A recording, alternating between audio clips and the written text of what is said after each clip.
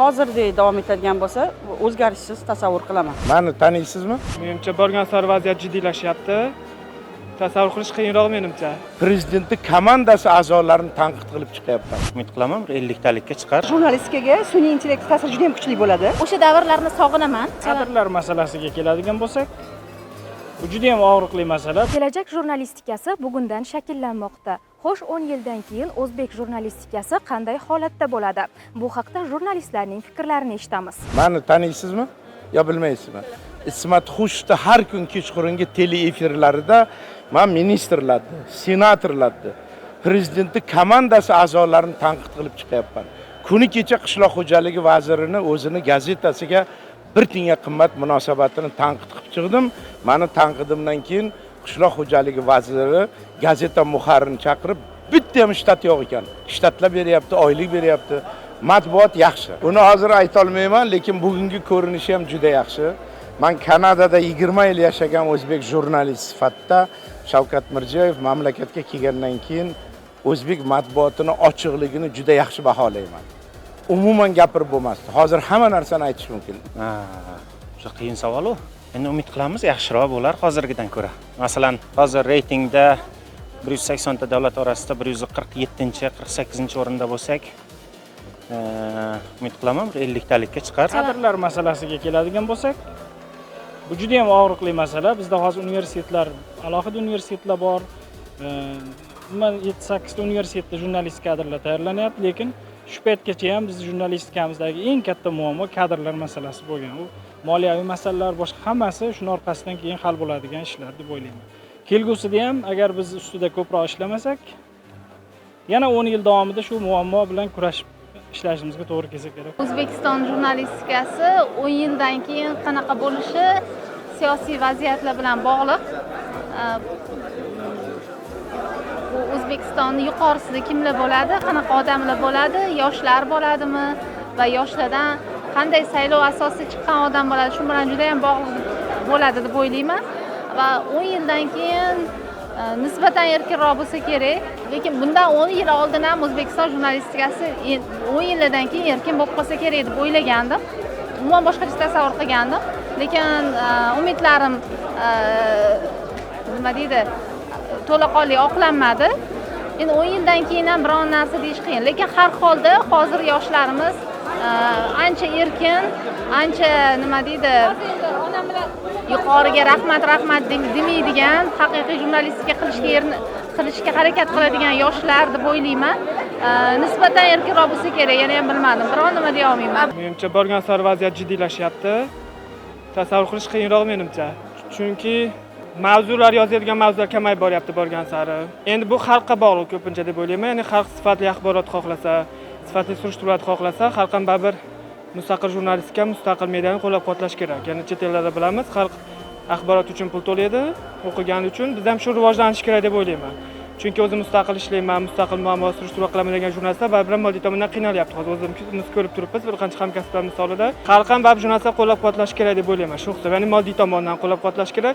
Ya'ni xalq surishtiruvni xohlayaptimi, amaldorlarda faoliyatiga qing'irishlarni, ya'ni korrupsion holatlarni xohlayaptimi?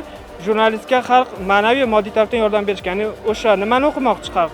Shuni bir sifatli axborot xohlasa, sifatli mahsulot xohlasa, shunga baribir to'lov qilish kerak. Ya'ni chet elda rivojlanmayapti, O'zbekistonda rivojlanyapti. Bilamiz, o'sha Yandex bir qancha nimada to'lov qilib kino ko'ryapmiz yoki musiqa eshityapmiz. Jurnalistikaga ham shu kirib kelish kerak deb o'ylayman. To'g'risini aytsam, men jurnalistikani zo'r pallasida bu sohaga kirib kelganman. 2020-2021 yilda eng gullagan matbuotga davlat idoralari ochilayotgan paytda jurnalist bo'lib kirib keldim va men uchun muhit juda ham zo'r edi. Lekin hozir o'sha davrlarni sog'inaman va shuning uchun ham men o'ylab qoldimki, jurnalistika 1 yildan keyin qanday bo'ladi, 2 yildan keyin qanday, hatto 10 yildan keyin qanday bo'ladi, buni tasavvur qilish, oldindan taxmin qilish juda ham qiyin. U har yili o'zgarishi mumkin. 1 yil ochiq, 2-yil yopiq, 3-yil undan da yopiq, balki 4-yil yaxshiroq bo'lar.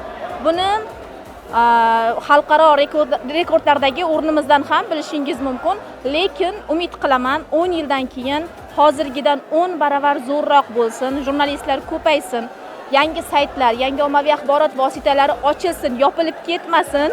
aksincha ko'proq ko'paysin, chunki aholimiz ko'payyapti, muammolarimiz ko'payyapti va albatta jurnalistlarga ehtiyoj ko'payyapti. Shuning uchun ham 10 yildan keyin jurnalistika O'zbekistonda yaxshiroq bo'ladi deb umid qilaman, lekin qanday bo'ladi aniqini ayta olmayman. O'zbek jurnalistikasini 10 yildan keyin agar hozirdek davom etadigan bo'lsa, o'zgarishsiz tasavvur qilaman. Chunki o'zgarish uchun ham jurnalistlarning o'zi ham o'zgarish kerakda. Lekin ko'p jurnalistlarimiz bugun shu jumladan balki o'zim ham o'zgarish uchun harakatda emasmiz deb o'ylayman-da.